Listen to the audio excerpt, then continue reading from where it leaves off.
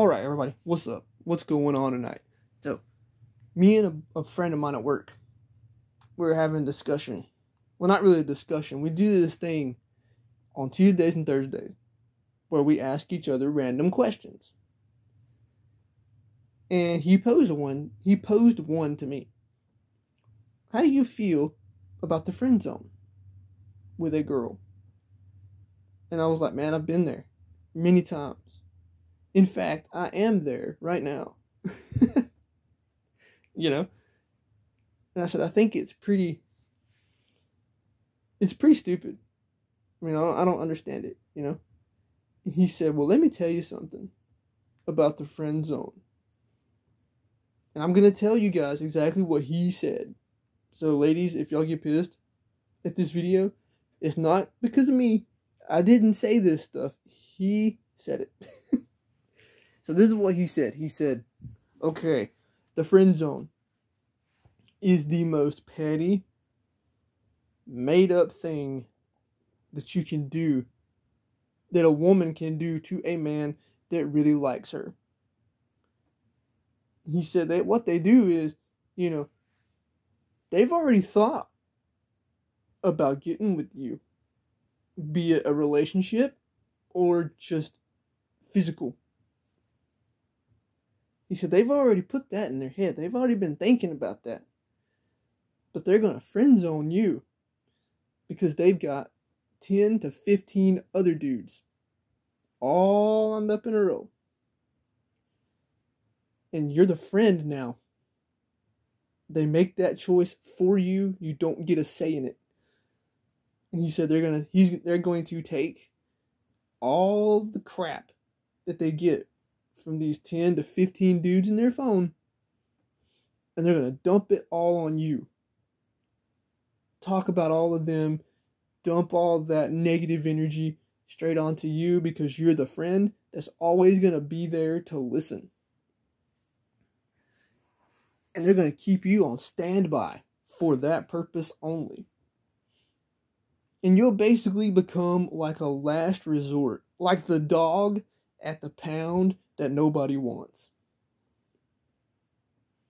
That's what he said. He said they don't realize what they're doing with this fictitious, made-up, petty thing called the friend zone. He said what they're doing is they're hurting people. But they will never admit that. He said, I'm 45 years old, man. I've been on the earth a long time. I've been through a lot of crap when it comes to women. And he was getting mad, at himself. I could tell he's been through it, man.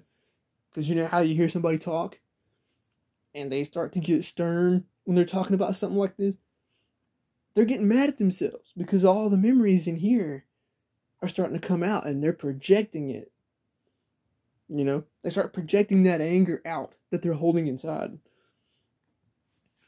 But he said they'll keep you on standby and bring all this stuff that they get from these other dudes, dump it all on you, and it hurts people.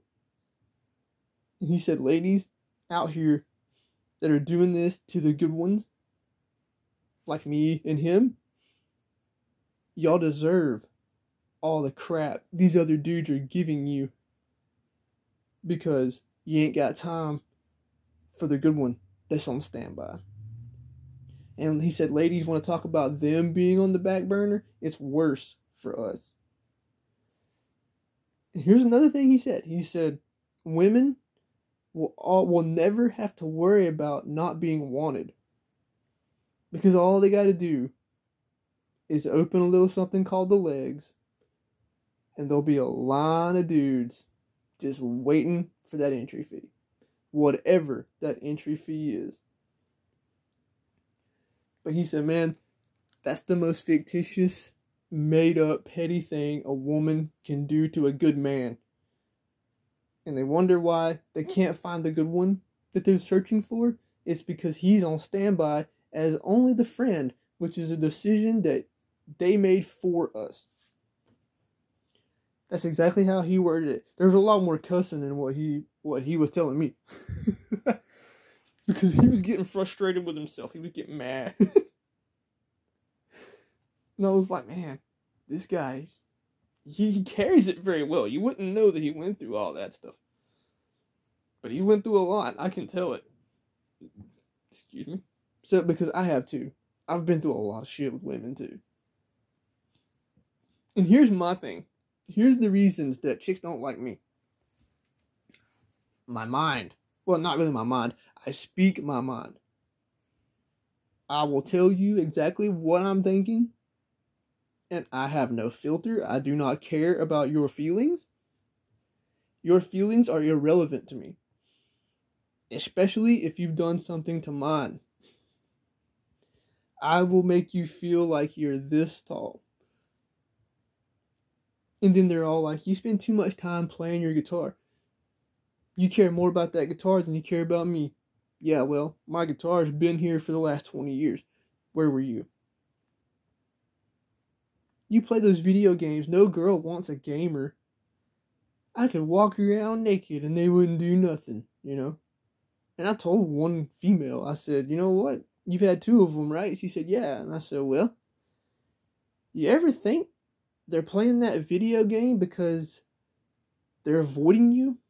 It must be something that you are doing that they don't care about, and they're not gonna look at you dancing around the room naked because they're tired of it.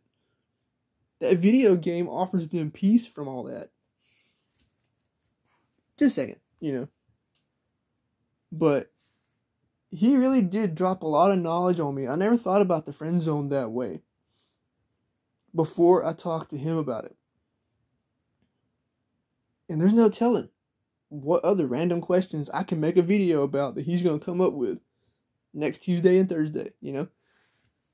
But I was like, man, I sat there at work while I was working and just pondering stuff, like thinking about that. And I was like, man, I never thought about it being like a petty, you know, reaction to someone asking a girl out. Just because you don't look like the type of guy they like, or you don't have the same character traits as the type of guy they like. You're too skinny, or something like that. I can tell you right now, man, none of that shit matters to me. I don't give a damn if a girl is super skinny. I don't care if she's got meat on her. I don't care if she's not into guitar and video games and guns and stuff. I want a girl that I'm interested in to be herself at all times. Be into what you're into. Do what you like to do. You know, I can sit and play a video game. You can sit and read a book if that's what you're into. It's cool. I don't care. Anyway, that's enough about the friend zone. There's one more thing that he brought up that I'm sure lots of people would probably like to hear thoughts on. The honeymoon phase. I asked him about that. I said, what do you think about the honeymoon phase? Do you think that's like a fake thing? And he said, no. I said, I know someone that said, why does the honeymoon phase have to end? Because eventually, you know, you're with someone for a long time. It does. He said, the only reason the honeymoon phase ends is because you become used to the relationship. He said, what you need to do is treat your man or your woman like they're a complete stranger to you at least once or twice a week. And I was like, what are you talking about? Treat them like a stranger. He said, you look at your girl after a week of not speaking to her or something like that. You walk up to her and you say, hey girl, I've seen you around here before. You got a man? Just act like you don't even know her. And I was like, look here, dude. If you do that in some of these places, like here in my area, you get yourself knocked in the floor. Especially if you're dating that person. And he said, well, that's a chance you're gonna have to take, because it's gonna give her the same feeling that she got when she first met you. If you do it that way. And he said that way, the friend zone, or not the friend zone, but the honeymoon phase never has to end. It will be a constant thing. There was one more. There was one funny thing that he that he brought up to me. Another random question. He said, how come women can't never decide where the hell they want to eat at? He said, they ask us, right? Where you want to eat at, hun? I don't care. That's our answer. We don't care. You know why? He said, you know why we say that? I said, no. He said, because it ain't going to matter where we want to eat. It's going to be their choice. And anyway, don't matter what you want to eat. It's going to be what they want no matter what you say. So you could tell your woman right now. He said, you could say, I want to eat at Burger King. Well, I like Subway.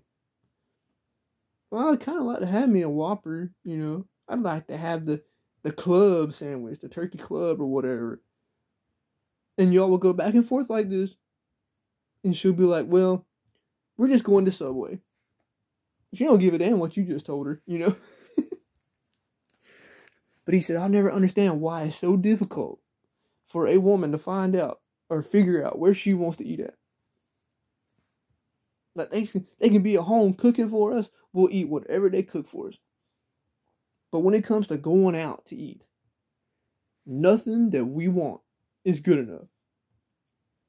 And he said, maybe that's why, because, you know, she's probably thinking in her head, well, he ain't going to give me no damn, you know, solid answer. I got to think up a bunch of shit and see where I want to go, you know. And she'll probably be driving and running all kind of restaurants through her head. And he said, if you're really bad off with them, you know, if you're really bad off financially, she might be thinking, I want to go to Longhorn, I want to go to Outback or Texas Roadhouse or something like that. That's probably too expensive for him. And he's a black guy. And he said, well, my lady, when I had mine, he said, I would make a joke with her, you know. He said, you figure out where you want to eat yet? No, well, I thought about going here, but it's too expensive. And he said, I told her, I said, what are you trying to say? You trying to say I'm broke? And he said, I'll bust you in the damn head. He said, I wouldn't really do that. I wouldn't really do that.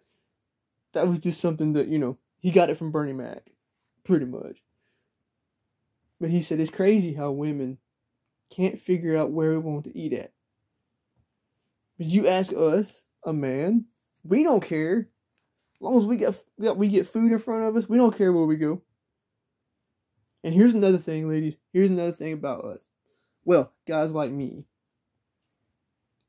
If you like Chinese, right? And I don't like Chinese. Or you have a man that doesn't like Chinese. But you do. Go anyways. Because chances are, we're going to be getting in there. We're going to look at the menu. We're going to find something that seems appealing to us that we might, just might, be willing to try. Now, me and my female friend did this. She finally convinced me to go to Panda Express with her. And I was like, well, I'm not real big on Chinese, you know, I don't really like it much. But we'll go, you know, I told her, I said, we'll go. Let's go get something. We'll go get something to eat. We got in there, man, and she got some Hawaiian shrimp or something like that.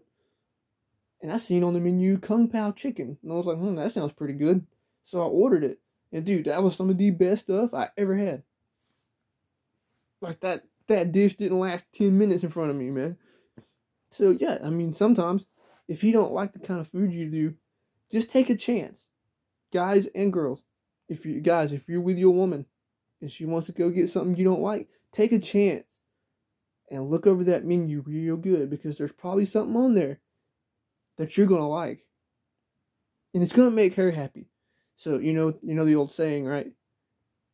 If you're married, happy wife, happy life. The same applies for girlfriends. You know, she might someday be your wife, so you can still use that happy wife, happy life. So there you go. That was the video I wanted to make. Go over the friend zone a little bit, and my co-worker's thoughts and some of mine, and the honeymoon phase, some of his thoughts on that, and mine too. I hope you guys enjoy. Have a good night, and take care of yourselves out here, and be good to each other.